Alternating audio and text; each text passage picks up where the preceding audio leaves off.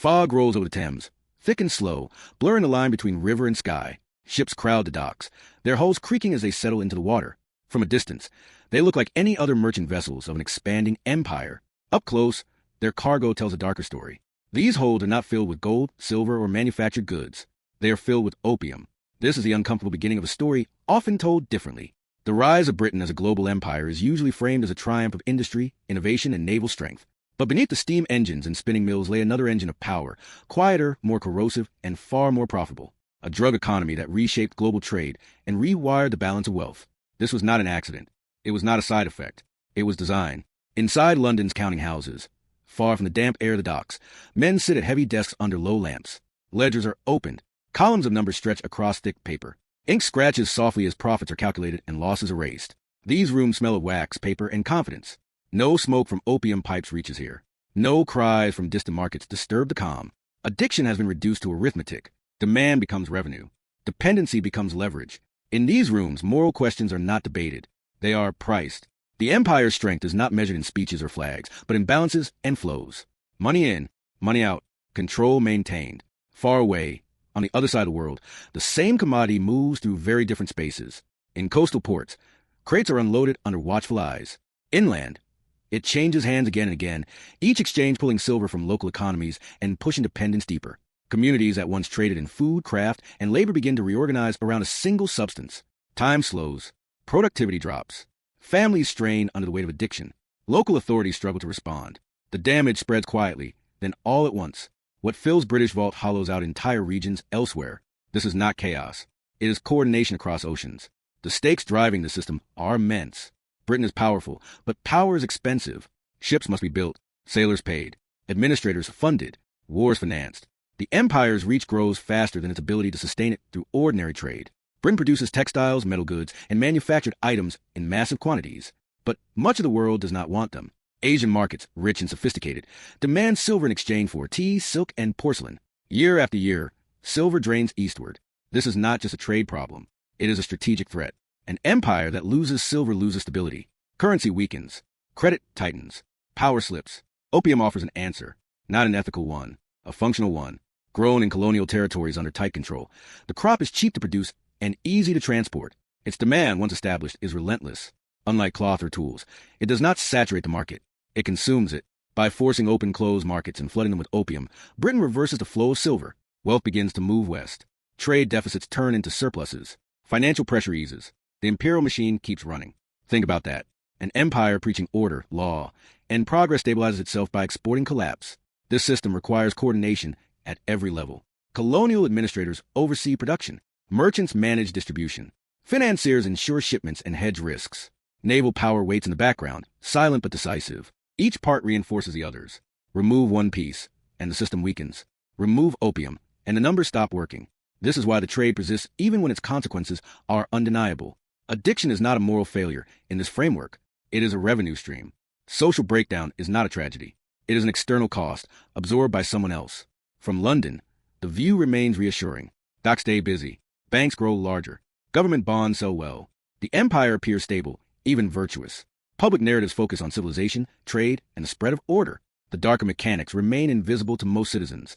They do not see the inland towns hollowed out by dependency. They do not see local economies collapsing under the weight of silver extraction. Distance protects conscience. Profit dulls concern. The system works, and that becomes justification enough. But beneath this confidence lies a dangerous truth. An economy built on coercion and addiction is strong only as long as force and demand can be maintained. The moment resistance grows, or legitimacy falters, the entire structure comes under strain. Every ledger entry depends on compliance somewhere else. Every profit assumes silence, weakness, or defeat. This makes the empire powerful, but also brittle. It is locked into defending the very trade that undermines stability abroad and corrodes credibility at home. The central question emerges slowly, like smoke rising in a candlelit room. How did a narcotic become the financial backbone of the most powerful empire on earth? And what was the real cost of that strength? Not just in ruined lives or broken communities, but in the shape of global power itself. Because once an empire learns that addiction can be monetized, that dependency can be engineered, and that trade can be enforced at gunpoint, it changes how power is understood. Economics becomes a weapon, markets become battlefields, and morality becomes optional. This is the beginning of that story. Not a tale of villains twirling mustaches or heroes standing tall, but systems doing what systems do when profit and survival align. The fog on the Thames hides more than ships. It hides a foundation of an empire built not only on industry and innovation, but on a drug that rewrote the rules of global commerce. And once those rules were rewritten, there was no easy way back. To understand why the system worked, you have to step into an age overflowing with confidence. Britain at its height did not see itself as fragile or desperate. It saw itself as inevitable. Factories thundered across the countryside, their chimneys rising like monuments to progress. Cotton mills ran day and night, fed by global supply chains that stretched across oceans. Shipyards launched vessels faster than rivals could copy them. The Navy ruled sea lanes with quiet certainty. From the outside, Britain looked like the future made real. From the inside, it felt unstoppable. London became the nerve center of this world. Its streets pulsed with money, information, and ambition. Banks expanded. Insurance markets matured. Credit flowed more freely than ever before. Trade was no longer just about goods. It was about financing, risk, and timing. An invisible architecture of contracts and promises held the empire together. On maps, red lines traced shipping routes that touched nearly every continent. On balance sheets, profit seemed to justify everything. This was the illusion of strength, and it was convincing. Yet beneath the spectacle sat a fundamental imbalance. Britain produced more than it could sell in key markets, especially in Asia. The goods pouring out of factories were impressive, but they were not universally desired. In return, Britain craved commodities it could not replace. Tea, silk, and other high-value goods flowed in steadily. Payment was demanded in silver. Year after year, ship after ship carried bullion eastward. This was not a temporary inconvenience. It was a structural problem. An empire could not afford to bleed precious metal indefinitely. Silver was not just money. It was trust made tangible. It backed currency, settled debts, and stabilized markets. As silver drained away, anxiety grew among those who understood the numbers. Credit tightened. The cost of borrowing rose. Strategic flexibility narrowed. Britain's military and administrative reach depended on financial stability. Without a solution, expansion would stall and confidence would crack. Something had to change, but tariffs and negotiations failed. Closed markets remained closed. Demand refused to appear on command. Opium entered this picture not as a moral lapse, but as a calculated response. It was already known, already used, and already addictive. More importantly, it created its own demand. Unlike manufactured goods, it did not need cultural acceptance or practical utility. Dependence did the work. By controlling production in colonial territories, Britain controlled supply. By forcing entry into resistant markets, it controlled distribution. The result was a commodity that obeyed imperial needs rather than consumer preference. The transformation was swift. Silver that once flowed east began to reverse direction. Local traders paid bullion for opium, draining their own economies to satisfy a growing addiction. That silver found its way back to British hands, settling accounts and strengthening reserves. Trade deficits shrank. Government revenues stabilized. Expansion resumed. On paper, the problem was solved. The empire had found a way to balance its books without raising taxes at home or slowing growth. For those in power, this felt like brilliance. The illusion deepened because the benefits were immediate and visible. Ports buzzed with activity. Merchants grew wealthy. Financial markets expanded their reach. Ordinary citizens felt prosperity through employment and cheap goods. The connection between these comforts and distant suffering remained abstract. Addiction occurred far away. Enforcement happened over the horizon. Violence was localized, controlled, and framed as necessary. The empire told itself a story of order spreading into chaos. Numbers reinforced the narrative. What made the system especially seductive was its efficiency. Opium revenues reduced the need for domestic sacrifice. Wars and administration could be funded without demanding more from the population at home. Political pressure eased. Public dissent softened. Economic growth masked ethical decay. The empire learned that coercive trade could outperform honest exchange, at least in the short term. This lesson reshaped how power was exercised. Markets were no longer neutral spaces. They were engineered outcomes. Addiction became the engine of control. Demand ensured repeat business. Dependency weakened resistance. Communities trapped by substance reliance lost bargaining power. Their leaders faced impossible choices between social collapse and economic survival. Britain did not need to occupy every town or manage every market directly. The trade itself did the work. Once established, it enforced compliance more effectively than armies alone. Think about that. An empire outsourcing control to chemistry. From London's perspective, this looked like mastery. The world bent around British interests. Rivals struggled to compete with such asymmetric leverage. Traditional trade rules no longer applied. Moral objections were dismissed as sentimental or naive. The system produced results, and results defined success. In speeches and reports, the language of progress drowned out quieter warnings. Addiction was framed as a local problem. Responsibility was deflected. Profit remained central. But illusions depend on distance. The further decision-makers were from consequences, the easier it became to ignore them. Reports from affected regions were filtered, softened, or delayed. Numbers mattered more than narratives. As long as silver flowed and markets remained open, the system was considered stable. Yet stability built on distortion carries hidden costs. Every dependency created resentment. Every forced exchange planted resistance. The empire's apparent strength rested on a single, corrosive pillar. This was the paradox at the heart of Britain's dominance. The same mechanism that fueled expansion also narrowed future choices. By tying financial stability to opium revenues, the empire limited its ability to adapt. Any challenge to the trade became a threat to the entire system. Economic success bred strategic rigidity. Short-term solutions hardened into long-term dependence. The illusion of invincibility masked a growing vulnerability. Few in positions of power asked the hardest question. What happens when an economy depends on poisoning its customers? What happens when profit requires social collapse elsewhere? These questions lingered at the edges of policy debates, rarely addressed directly. The numbers still worked. The empire still grew. Confidence remained intact. For now, this chapter of the story is not about villains celebrating cruelty. It is about systems rewarding outcomes regardless of cost. Britain's drug economy thrived because it solved immediate problems elegantly and efficiently. It turned weakness into leverage and imbalance into advantage. But in doing so, it bound the empire's fate to a trade that could not be defended forever. The illusion of strength was real, powerful, and persuasive. And like all illusions, it demanded constant reinforcement to survive. That reinforcement would come at a price.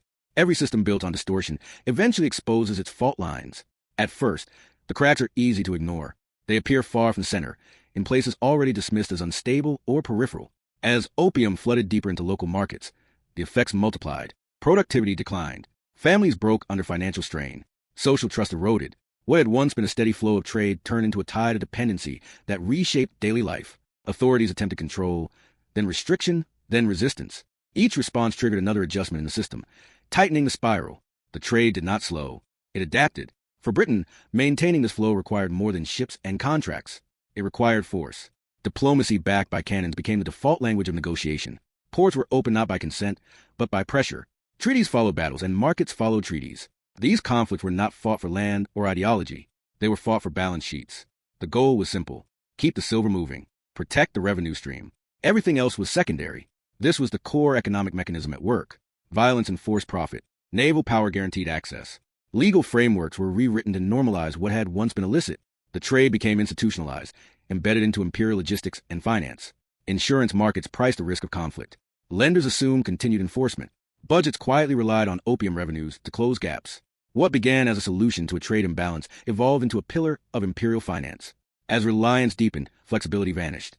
Any disruption threatened more than a single commodity. It threatened government solvency, credit stability, and military readiness. The empire could not simply stop. To do so would unravel years of financial planning. Officials found themselves defending a trade they privately questioned because alternatives were costly and uncertain. This is how systems trapped their architects. Short-term success hardens into long-term obligation. Resistance grew alongside dependence. Communities affected by addiction began to push back, sometimes quietly, sometimes violently. Local economies warped around the drug, crowding out traditional industries. Farmers shifted crops. Traders altered routes. Entire regions reorganized around an artificial demand. When attempts were made to restrict or reverse the trade, the shock was severe. Revenue collapsed. Smuggling surged. Enforcement costs soared. The system responded by tightening its grip. Ships now carried more than opium. They carried resentment. Each crate unloaded reinforced the perception of exploitation. Each treaty signed under threat deepened mistrust. The empire found itself spending more resources to preserve the same level of control. Military deployments expanded. Administrative oversight increased. The cost of doing business rose steadily. Profit margins narrowed, even as volume grew. This was the hidden tax of coercion. At home, the numbers still looked acceptable, but the trend lines worried those who studied them closely. Expenditures climbed faster than revenues. Debt accumulated quietly. The administrative burden of managing distant markets grew heavier. Every crisis required intervention. Every intervention required justification. Political debates intensified, framed as questions of order and stability rather than profit and dependency. Moral outrage began to surface, not only from affected regions, but from within the empire itself. This internal pressure mattered because it signaled a shift in legitimacy. An empire can survive inefficiency.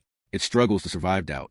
As stories filtered back about social collapse and enforced trade, public discomfort grew. Critics questioned whether prosperity built on addiction could endure. Supporters argued that retreat would invite weakness. The debate itself revealed vulnerability. Confidence was no longer absolute.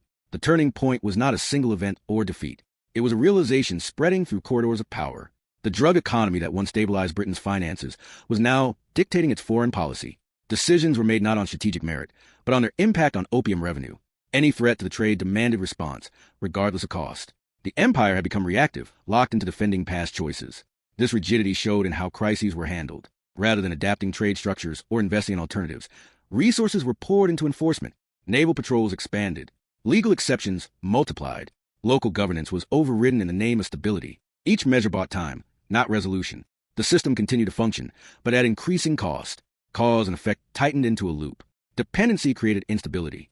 Instability justified intervention. Intervention deepened dependency. The economic distortion extended beyond the trade itself.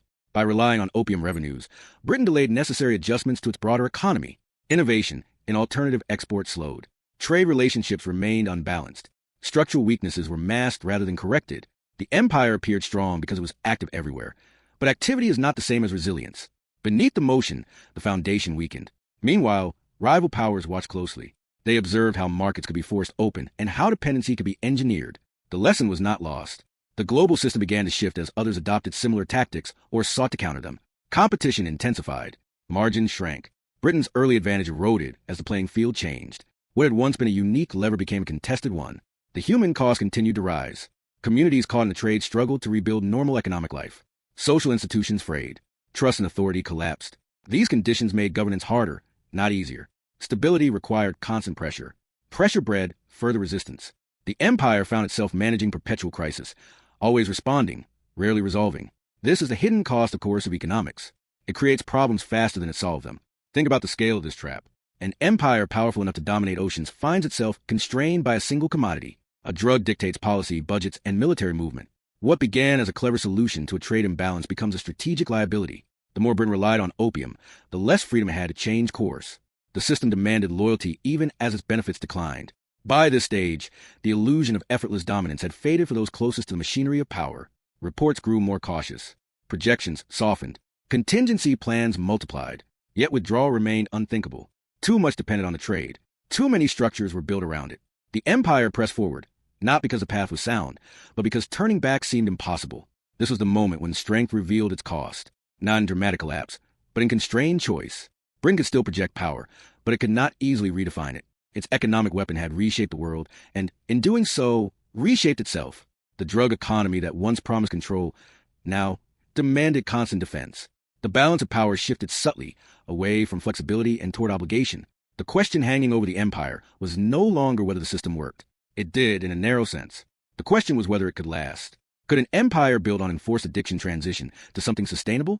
Could legitimacy be restored without sacrificing stability? The answers were unclear, and time was not on Britain's side. The cracks were now visible to anyone willing to look. What followed would not be sudden ruin, but something slower and more dangerous. A long reckoning between profit and principle, power and consequence. The system had reached its limit, even if it refused to admit it. When the foundations finally cracked, the collapse did not arrive as fire or conquest. It came as erosion, slow, grinding, and difficult to dramatize. The opium system did not vanish overnight. It lost legitimacy first, then efficiency, and finally necessity. Global attitudes toward forced trade hardened. Resistance movements gained coherence. Enforcement grew more expensive than the profits it protected. What once felt like a permanent advantage began to look like a liability that could no longer be justified, morally or financially. Britain faced a changing world. New competitors entered global trade with different cost structures and strategies. Industrial advantages narrowed. Margins tightened. The empire was still powerful, but it was no longer unchallenged. Maintaining old privileges required disproportionate effort. Naval deployments strained budgets. Administrative overhead expanded. The cost of coercion rose while the returns declined. Opium revenues, once a quiet stabilizer, could no longer carry the weight placed upon them. At the same time, global norms began to shift. The language of legitimacy changed. Markets increasingly value consent over force, at least in principle. Diplomatic pressure mounted. Internal debates intensified. What had once been framed as pragmatic trade was now described as exploitation. This shift mattered because empires rely not only on strength, but on narrative. When the story breaks, power weakens. Britain found itself defending actions that no longer aligned with its self-image or public rhetoric. The drug economy faded not because of sudden moral awakening, but because it became inefficient. Enforcement costs outpaced benefits. Resistance disrupted supply chains. Alternative economic arrangements slowly emerged. The empire adjusted, but adjustment came late and unevenly. By the time opium lost its central role, its imprint was permanent. Entire regions had been destabilized. Social structures were weakened. Economic recovery would take generations. Britain emerged from this period still influential, still wealthy, but changed. Its institutions bore the marks of choices made under pressure. Financial systems designed to extract value from distant markets did not disappear. They adapted. Trade networks built to enforce dependency evolved into more subtle forms of leverage. Currency dominance replaced narcotics.